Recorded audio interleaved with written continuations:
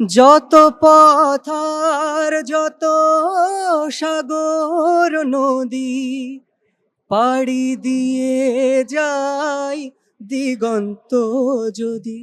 ও যত পথ আর যত সাগর নদী পাড়ি দিয়ে যাই দিগন্ত যদি, কিছুতে না কোনো কিছুই ভরে না এমন সবুজে বাংলার মতো করে।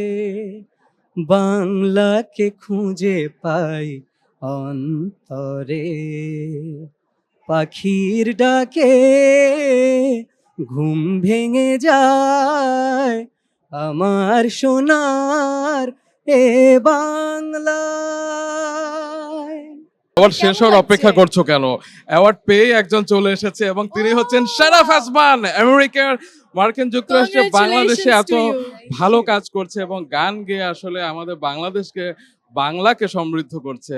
এই যে ঢালিউড অ্যাওয়ার্ডস আমেরিকা থেকে বাংলাদেশে চলে এসেছে, আপনিও বাংলাদেশে চলে এসেছেন, কেমন লাগছে এই অ্যাওয়ার্ডটা? আর বাংলাদেশের ফার্স্ট ইভেন্টে আপনি পেয়ে গেলেন ফার্স্ট পুরস্কার। আসলে আমি লাকি, আর এটা আমার সাথে ফরচুনেটলি ঘটে গিয়েছে। আমি দেশে এসেছি ছুটিতে, আর আমার ফ্লাইট ছিল 9 তারিখ, মানে আজকে যাওয়ার কথা ছিল, বাট আমার গল ব্লাডার সার্জারি হয়, ফ্লাইট আমার পেছানো হয়, তখন এই অ্যাওয়ার্ডের তারিখটা পড়ে যায়। এসে একটা দেশের গান করি।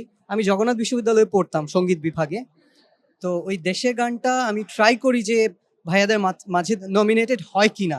ফরচুনেটলি হয়ে গিয়েছে, আমি পেয়ে গিয়েছি। এই তো, থ্যাঙ্কস টু সার্জারি আপনাকে আমরা পেয়েছি। এখনো পেটে সেলাই আছে। তো আপনি যেহেতু দেশে এসে দেশের একটা গান করেছিলেন, এখন তো একটা গান শুনতে ইচ্ছে করছে। একদম অ্যাওয়ার্ড হাতে গান শুনতে চাই। আমি দেশেরটাই শোনাই যেটা করেছি। শিওর। হুম, হুম, যত পথ আর যত সাগর নদী পাড়ি দিয়ে যাই দিগন্ত যদি।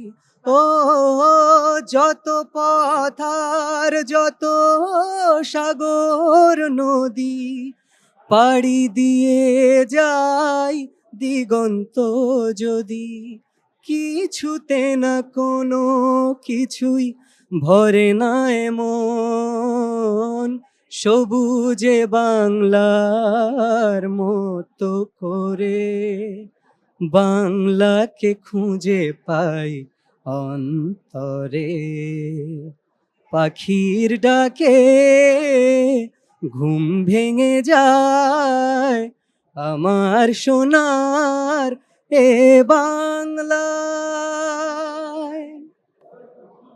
চমৎকার। আমার হাতে একটা ক্রেস থাকলে আমিও আপনার হাতে দিয়ে দিতাম। খুবই সুন্দর গান অসংখ্য গেয়েছেন, অসংখ্য থ্যাংক ইউ। ধন্যবাদ। দেশের গান শুনতে আমাদের সবসময় ভালো লাগে, এরকম সুললিত কণ্ঠে শুনে আরো ভালো লাগলো। আপনার জন্য অনেক অনেক শুভকামনা।